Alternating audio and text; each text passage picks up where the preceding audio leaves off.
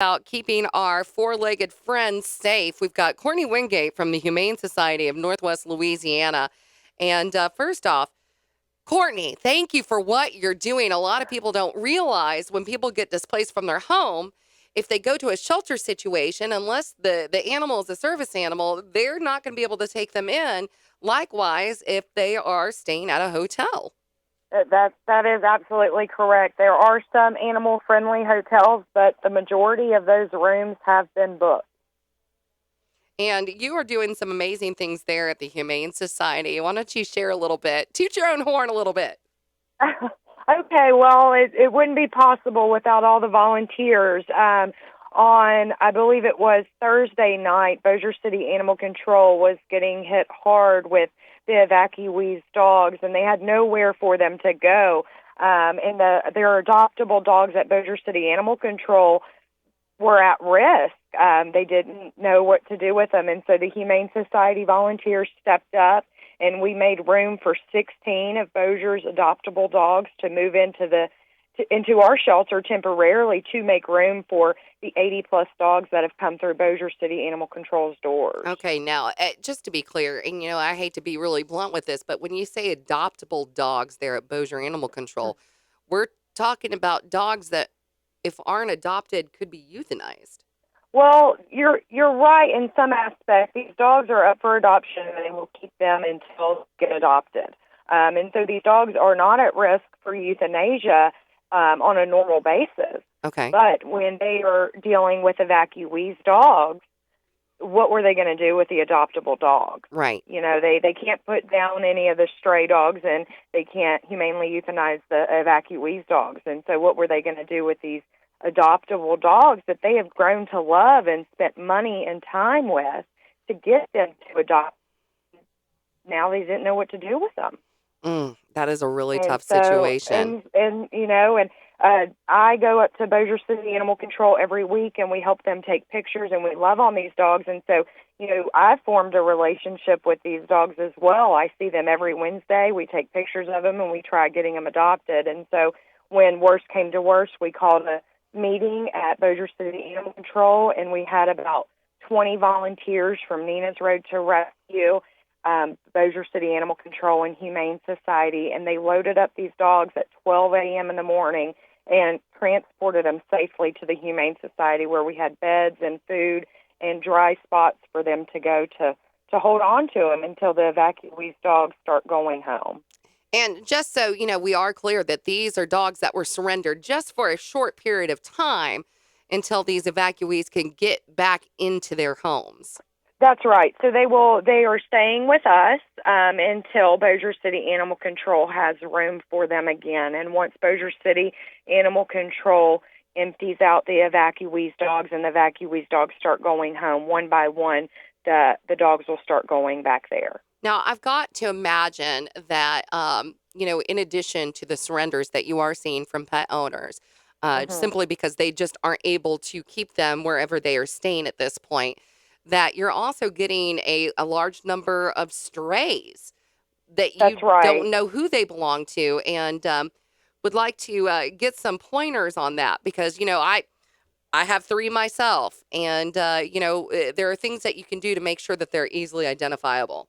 That's right. Always a collar and tags and a microchip if you can, but if you have not done so and your dog is, already missing, please check the animal control shelters.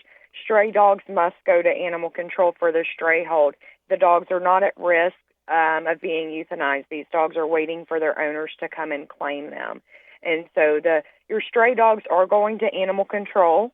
And there are some there at Bossier right now waiting for owners.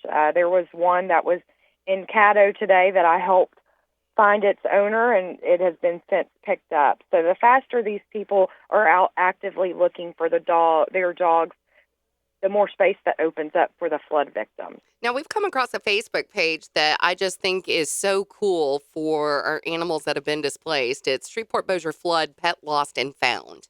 Yes. Are you familiar? Yes, I actually was invited to the page last night, I believe.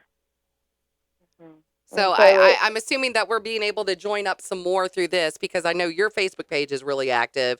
That's right. Nina's, Bossier Animal is. I mean, there is a huge network when it comes to our fur babies in this area. That's right. The whole community has really come together, and they are sharing these lost and found dog posts. And dogs and cats are being reunited with their owners in a fast amount of time. And it's thanks to all the shares. If we found a dog today on Linwood, and we posted it, and I think it's already got over 100 shares in 1 hour. That is And so incredible. people are actively trying to find owners for these dogs. And if no owner is found, they are taking them to animal control where they know they are safe. And the owners know that their dogs, that's where you look. I just can't thank you enough for the work that you and your team are doing, Courtney. In fact, I got a Facebook message earlier from Josh Hansen. He's like, you guys have got to talk about Courtney Wingate. And I'm like, funny that. We've got her coming up at 2:15. Well, we really appreciate it. It really is. We have about 50 volunteers at the Humane Society on a regular basis, and we only have about 2 per shift. Well, since we've got in the influx of dogs, we're at about 4 volunteers a shift, 2 shifts a day, feeding, cleaning, giving medications, and so, it doesn't stop. It's just nonstop, and the community has been great as far as donating dog food and supplies, and we've got dog beds now and treats. We're going through treats like you wouldn't believe. The dogs love their treats, and so toys. They're feeling at home.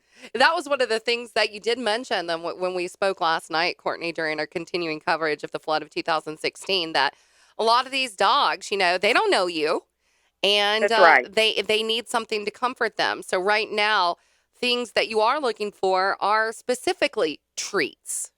That's right. Treats, bones, stuffed animal toys that they can cuddle up with, nice dog beds so they can feel safe and secure. With 50 other dogs barking in a shelter, City Animal Control with over 100 dogs barking, you can imagine that little chihuahua sitting in the kennel and it has nothing to curl up with. So And he's just shaking. I'm sure it's stressful. That's right. It's a very stressful situation, and so some of these dogs have medical needs, and we're having to give medications at a certain time, and so it's not all fun and games all the time. You've really got to watch these dogs, and you got to make sure nothing happens to them. Well, like I said, we just can't express how much we appreciate you, your entire team. What is a place where they can go if someone is interested in volunteering, dropping off donations? The easiest thing to do would be to find us on Facebook, Humane Society of Northwest Louisiana. Message our page, and we will direct you in the right direction. If you don't have a Facebook, call our hotline number. It is 318-219-7387, and we will direct you in the right direction as far as volunteering or dropping off supplies.